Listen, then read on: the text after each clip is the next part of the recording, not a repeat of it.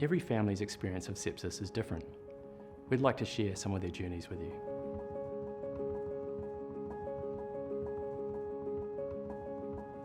Isla was 3 weeks old when she became sick.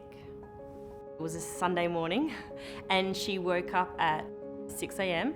and she was just seemed lethargic, looked lethargic, and that's when I became concerned.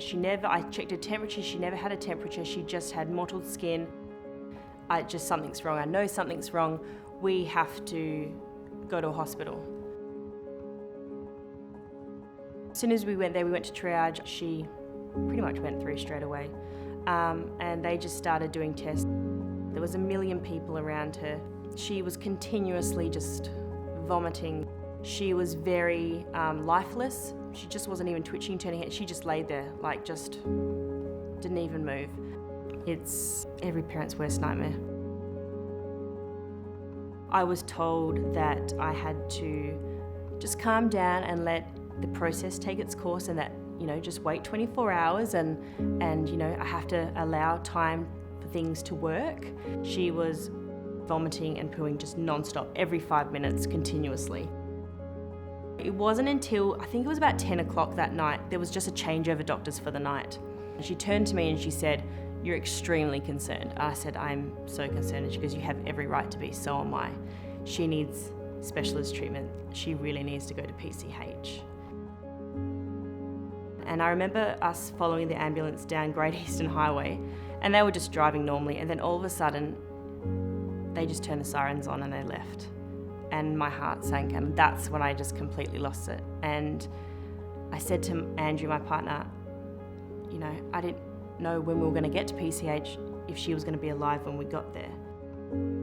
It was beyond critical. It was life-threatening. It was more than likely that we weren't going to see her alive again, that she would pass away.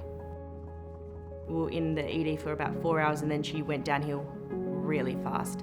Completely lifeless. So just grey, lips were grey, eyes were in the back of her head. She just never twitched, she never moved, she never made a sound. Yeah. In ED, in PCH, there were so many different teams. I think there was a surgical team, cardiology team, the infectious disease team, and then the ICU doctor came down and assessed her to go up to ICU. I think we were in ICU for about 5 days from memory. And then I started to see she'd open her eyes a bit more. I feel so unbelievably lucky. I don't know how or why she was that lucky to get through it when all the odds were against her, but for some reason she did. You know your child better than anyone. I know sometimes we as parents can be a little bit, emotions can overtake us, but at the end of the day, you just have to go with your gut. You really do, because you just know them better than anyone.